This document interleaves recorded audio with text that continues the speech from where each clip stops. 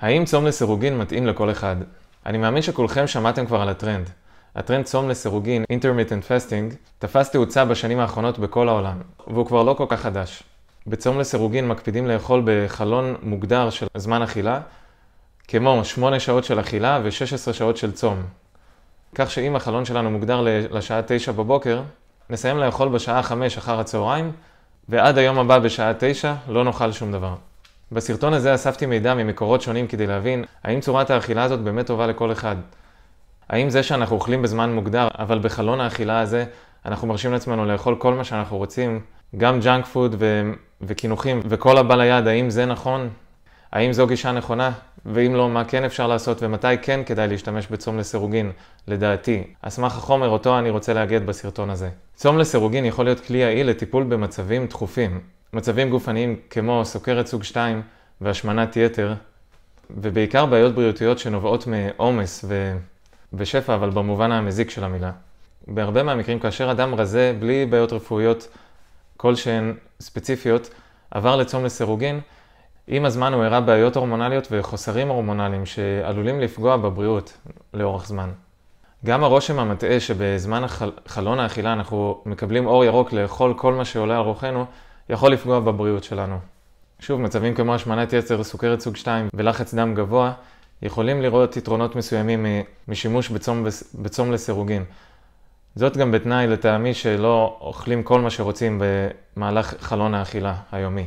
אם ניקח לדוגמה את האמריקאים, אפשר לראות שבאמת צום לסירוגין עזר ללא מעט מהן, וזו גם הסיבה שבארצות הברית אותה גישה תזונתית של צום לסירוגין תפסה תאוצה. לא מעט כוכבי תזונה אמריקאים ורופאים מפורסמים ממליצים להתנסות בצום לסירוגין, וייתכן שהם צודקים עבור אותה אוכלוסייה שסובלת מהשמנת יתר וסוכרת סוג 2. במצב הזה צום לסירוגין יוביל לשינוי גופני שיזעזע במרכאות את המערכת הגופנית ויעודד שינוי מהיסוד. לרוב גם באותו מצב כאשר טיפלנו בבעיה הדחופה שהיא השמנת יתר או סוכרת סוג 2, ולאחר תקופה ממושכת שבה אותו בן אדם ניסה צום לסירוגין וראה את היתרונות הבריאותיים של הגישה הזו עבור המצב הדחוף איתו הוא התמודד, מומלץ לחזור ולהכיר לגוף מזון מלא, מזין ועתיר בנוטריאנטים, שיחזיק את אותו אדם לאורך זמן, וכך להעלות אותו על דרך של שיקום וחזרה למצב הגופני האופטימלי שלו.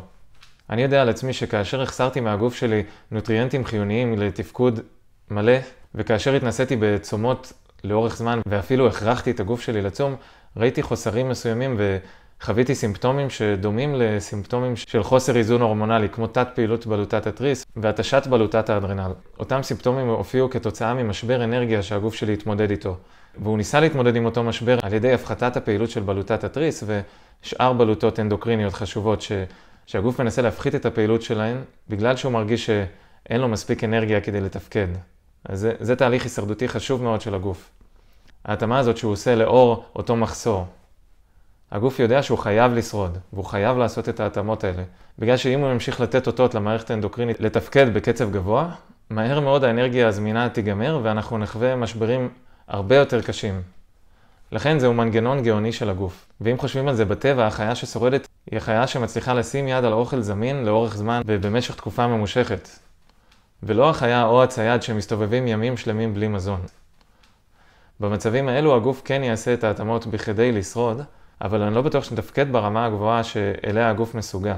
על פי רוב הפרוטוקולים צום לסירוגין יעיל מאוד כאשר הוא מוגדר לתקופה ספציפית. במאמר וגם בתיאור של הסרטון הזה ביוטיוב, אתם יכולים להיכנס למאמרים האלו. לאחר שהושג המשקל או המטרה אותה הצבנו לטיפול באותו מצב דחוף, כדאי לעבור לגישה של לאכול עד שובע.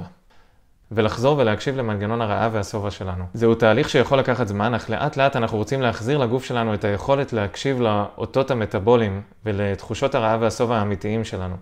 מניסיוני האישי, כאשר מאזן ההורמונים מתאזן וכל הגוף מתאזן, גם מנגנון הרעב והשובע חוזר ליכולות הטבעיות שלו.